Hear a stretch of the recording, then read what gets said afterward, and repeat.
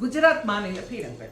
அடுத்த சக்தி பீடம் மட்டுமல்லாமல் முதலாவதான சோமநாதர் ஜோதிர்லிங்கம், முதலாவது ஜோதிர்லிங்கமான சோமநாதர், அவரை தரிசிக்கும் எண்ணம் ஏற்பட்டது. முதலில் துவாரகா, பேட் துவாரகா, நாகநாதம், பின்பு அங்கிருந்து ஹரசேத்தி மாதா, போர்பந்தர், கடைசியாக சோம்நாத். ஒரு திட்டம் வகுத்து கொண்டு மதுரையிலிருந்து ராமேஸ்வரம் ஓகா எக்ஸ்பிரஸில் கிளம்பி துவாரகா போய் சேரணும். என்னுடன் சேரணும். நானும் ஜாம்நகர் வழியாக 1 மணிக்கெல்லாம் துவாரகா அடைந்து விட்டோம். அங்கு கும்டி நதி கடலில் கறக்கும் இடம், அந்த இடத்தில் எங்களது கோவில் இருந்தது, எங்களது ஹோட்டல் இருந்தது. அங்கே பட்டுக்கொடை பறக்க துவாரகாதீசனின் கோவில் கோபுரம் அழகாக தெரிந்தது. முக்தி தரும் 7 தலங்களில் ஒன்று துவாரகை. மோட்சத்திற்கு இது துவார் அல்லது வழியாக இருப்பதால் துவாரகா. ஜராசந்தனுடைய கொடுமையிலிருந்து தன் மக்களை மீட்க கண்ணன் இந்த இடத்தை சமுத்திரராஜனிடமிருந்து வாங்கி விஸ்வகர்மாவை கொண்டு உருவாக்கிய தலம் என்று புராணம் கூறுகிறது. துவாரகாநாதன் மேற்கு நோக்கி நின்று கோலம், ஹேமகோட்ட விமானத்தின் கீழே கண்ணன். ஆண்களுக்கும் பெண்களுக்கும் தனியான வரிசை. நாங்கள் வரிசையில் சென்று 3 முறை கண்ணனை தரிசித்தோம். அந்த மனோகரமான எழிலை சொல்லி முடியாது. இந்த கோவில் கோபுரத்தின் மேலே பறக்கும் பட்டுக்கொடியை வேலைக்கு ஒன்றாக மாறுகிறது. ஒரு நாளைக்கு 5 முறைகள் இந்த கொடி மாற்றப்படுவதாக பண்டா சொன்னார். அதை தலையில் சுமந்து வந்து சுவாமியை 3 முறை வலம் வந்த பின்பு ஏற்றுகிறார்கள். இன்னும் 2 வருடங்களுக்கு உங்களுக்கு தேதி கிடைக்காது என்று பண்டா சொன்னார். நாங்கள் 7:30 மணி ஆர்த்தி பார்க்க மீண்டும் கியூவில் நின்று கொண்டோம். இந்த துவாரகாதீசனை அநேக தடவை தரிசித்து விட்டு சந்தோஷமாக திரும்பி வந்தோம். மறுநாள் காலை உள்ளூர் கோவில்களில் தரிசனம். முதலில் ஜோதிர்லிங்கமான நாகநாதம், மகாராஷ்டிராவில் அவுண்டா நாகநாதத்தில் நம்ம சுவாமியை தரிசித்திருக்கிறோம். மீண்டும் இங்கே கலைநயத்துடன் கட்டப்பட்ட இந்த கோவிலில் பெரிய நந்தி, அப்பன் நாகநாதன் பூமிக்கடியில் சில படிகள் குனிந்து இறங்கி மண்டை நிமிராமல் உட்கார வேண்டும். உட்கார நிலையில் கூட தலை தூக்க முடியாது. அப்பனுக்கு நாமே பூஜை செய்யலாம். அவுண்டா நாகநாதம் ஒரு அற்புதமான க்ஷேத்திரம். இங்கே தாரகாவனம் நாகநாதர் ஜோதிர்லிங்கம் என்கிறார்கள். துவாரகாவில் சுத்தமான கோயில், கூட்டம் இல்லை. சுவாமி அருகில் உட்கார்ந்து அபிஷேகம் செய்து விபூதி, வில்வம், குங்குமம் ஆகியவற்றால் அர்ச்சனை செய்ய முடிந்தது. யாமே சதாங்கே நகரே உதிர்மையே விபூஷிதாங்கம் விவிதைஷ பூகை சத்பக்தி முக்தி பிரதமேஷமேகம் ஸ்ரீ நாகநாதம் சரணம் பிரபத்தியே. நாங்கள் பேட் துவாரகைக்கு பின் பேட் துவாரகையிலிருந்து திரும்பி வந்து ருக்மணி கோவிலுக்கும் போனோம். ருக்மணி தேவியின் கோவில் துவாரகைக்கு வெளியில் இருக்கிறது. இதுதான் துவாரகா பீடம் என்றும் கூறுகிறார்கள். அம்பிகை தாட்சாணியின் உடற்கூறு இங்கேயும் எழுந்ததால் ருக்மணி மாதாவும் அம்பிகையின் அம்சமே என்று கூறுகிறார்கள். மறுநாள் காலை நாங்கள் சோம்நாத் புறப்பட்டோம். முதலில் பூல துவாரகா, பின் ஹரசித்தி மாதா கோவில், அதன் பின் போர்பந்தர், அதற்கு பிறகு சோம்நாத். மிகவும் புதிதாக கட்டப்பட்ட கோவில் இந்த சோமநாத். பிரவாசப்பட்டணம் என்று சொல்லக்கூடிய இந்த சோமநாத், இங்க இருக்கிற தேவியின் பெயர், அதாவது அம்பிகையினுடைய வயிறு முதல் மடிப்பு விழுந்த பீடம் என்று சொல்கிறார்கள். பீடத்தின் பெயர் பிரவாசம் சோமநாதம் அல்லது மாருதீஸ்வரம். பீட்டேஸ்வரியின் நாமம் சந்திரபாகா. பைரவர் வக்ரதுண்டர். மாத்ருகா அக்ஷரங்களில் ஜ மாத்ருகேஸ்வரியின் அவளுக்கான பீடம். அக்ஷர தேவியின் நாமம் பூகதா தேவி. ஒரு முகம், 4 கரங்கள் கொண்ட சிம்மவாக்கினி, 3 கண்கள். சோமநாதம் என்ற பெயர் வர காரணம், சோமநாத் சிவபெருமான் பூஜிக்கப்பட்டவர் நமக்கு தெரியும். சோமநாத் பிரதிஷ்டை செய்யப்பட்டதால் அவர் சோமநாதராகிறார். இந்த பட்டணமும் அதனால் சோம்நாத் என்று அழைக்கப்படுகிறது. அம்பிகையும் சந்திரனை தரித்தவளாக இருப்பதால் அன்னையும் சோமனுக்கு அருளியிருக்கிறார். குஜராத்தின் மேற்கு கடற்கரையில் இருக்கும் இந்த பிரபாஸ் பட்டணம் தி எட்டர்னல் ஷ்ரைன் என்று அழைக்கப்படுகிறது. 6 முறை அழிக்கப்பட்டு மீண்டும் மீண்டும் புதுப்பிக்கப்பட்டிருக்கிறது. ரிக்வேதம், சிவபுராணம், ஸ்கந்த புராணம் ஆகியவை சோமநாத கஷேத்திரத்தின் மகிமையை கூறுகின்றன. ஃபீனிக்ஸ் பறவை இறந்ததும் தன் சாம்பலிலிருந்து எப்படி மீண்டும் உயிர் பெற்று வருகிறதோ அதுபோல அழிக்க அழிக்க இந்த க்ஷேத்திரம் மீண்டும் மீண்டும் கம்பீரமாக காட்சி தருகிறது.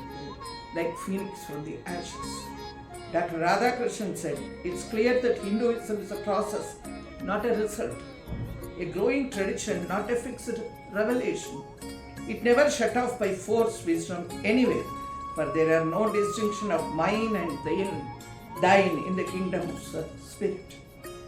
சரஸ்வதி, ஹிரண்யா, கபிலா ஆகிய நதிகளின் சங்கமத்தில் இருக்கும் இத்தலத்தை சந்திர பகவான் தங்கத்தாலும், ராவணேஸ்வரன் வெள்ளியாலும், கண்ணன் சந்தன மரத்தாலும் கட்டியதாக கூறுகிறார். இதிகாசத்தை புரட்டி பார்த்தால் அநேக தடவை இடிக்கப்பெற்று ஒவ்வொரு தடவையும் புத்தி பெற்று இருக்கிறது. இப்பொழுது நாம் பார்க்கும் கோவில் வல்லபாய் பட்டேல் அவர்களால் 1947 உயிர்ப்பிக்கப்பட்டு 1951 கட்டி முடித்து நம் தேசத்தின் முதலாவது ராஷ்டிரபதியான டாக்டர் ராஜேந்திர பிரசாத் அவர்கள் தேசத்திற்கு அர்ப்பணித்திருக்கிறார்கள். டாக்டர் ராஜேந்திர பிரசாத் கூறுகிறார், Somnath temple signifies that the power of creation is always greater than the power of destruction. ஒரு அழகான உத்தியான மனம் போல அமைத்திருக்கிறார்கள். நிம்மதியாக அமர்ந்து பகவானை தியானிக்கலாம். இந்த கோவிலை நமக்கு இன்று இருப்பது போல தந்த இரும்பு மனிதர் சர்தார் பட்டேல் அவருக்கும் ஒரு சிலை வைத்திருக்கிறார்கள். நாங்கள் அவரையும் வணங்கி உள்ளே நுழைந்தோம். நான் துவாதசலிங்கங்களில் கடைசியாக தரிசித்தவர் சோம்நாத். முதலாவது பெருமானை கடைசியாக தரிசித்தேன். அவருக்கு பூமாலைகளும் பூக்களும் சாத்திய வண்ணமாக இருக்கிறது. 2 நிமிடங்கள் நிம்மதியாக தரிசிக்க விட்ட பக்கத்தில் நின்று கொண்டிருந்த போலீஸ் பண்மணிக்கு நன்றி கூறிவிட்டு வெளியே வந்தேன். அவரை பிரதட்சணம் செய்துவிட்டு மீண்டும் வரிசையில் வந்து நின்றோம். இரவு 7:30 மணிக்கு நடக்கும் ஆரத்தியை காண வேண்டும் என்று. ஆரத்தி எடுக்கும்போது சுவாமி தரிசனமும் நடந்து கொண்டே இருக்கிறது. வரிசை நகர்ந்து கொண்டே இருக்கிறது.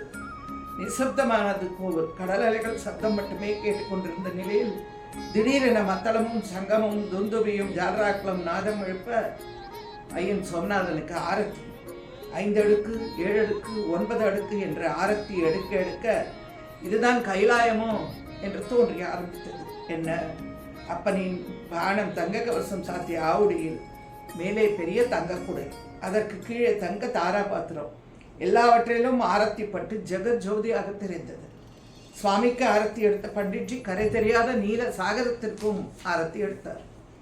நான் ஏற்கனவே வலம் வரும்போது அம்பிகை எங்கே என்று தேடினேன். தாயே சந்திரபாகா எங்கே இருக்கிறாய் அம்மா, அவனை காட்டிக்கொள் என்று வேண்டிக் கொண்டேன்.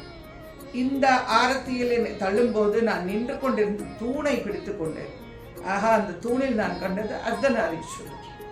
சந்திரபாகாவும் சந்திரசேகரரும் ஒருவருக்குள் ஒருவர் அடக்கம்.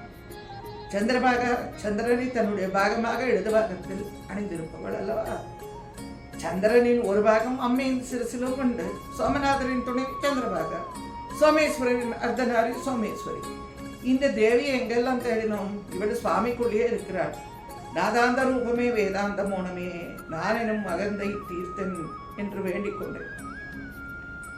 அம்பிகையின் நளினமான ராசியம் சுவாமியின் சிவதாண்டவம் கண்ணுக்கு முன்னே தோன்றியது. கண்ணீர் சொரிய கைகளை கூப்பிடப்படி எவ்வளவு நேரம் இப்படியே நின்றிருந்தேன் என்று தெரியவில்லை. எல்லாம் முடிந்து ஒரு வினாடி நிசப்தம். பின் கசுமுசா இந்த உலகிற்கு மீண்டும் வந்து சேரும். அம்பிகையின் சக்தி பீடம் மிகவும் பிரதானமாக இருந்திருக்க வேண்டும். கோவிலை அடிக்க அடிக்க அம்மையின் பீடம் மறைந்திருக்கலாம். ஆனால் எனக்கெனவோ அம்மை சந்திரபாக ஐயனுடன் இருப்பது போலவே தோன்றியது. சைவ மந்திரங்கள் சித்திக்கும் அருமையான பீடம். அன்னை 5 திருமுகங்களுடன் 10 கரங்களில் ஏந்திய திவ்யாஸ்திரங்களுடன் சிம்ம ஆகினியாக வர்ணிக்கிறார்கள். அம்மை அப்பரை வணங்கி நான் வெளியே வந்தேன். எப்பேற்பட்ட தரிசனம்! அடுத்த நாள் நாங்கள் காலை ஆதி சோமநாதர் கோவிலுக்கு சென்று அபிஷேகம் செய்தோம். இங்கு நம் கையாலேயே சுவாமிக்கு அபிஷேகம் செய்ய முடிந்தது.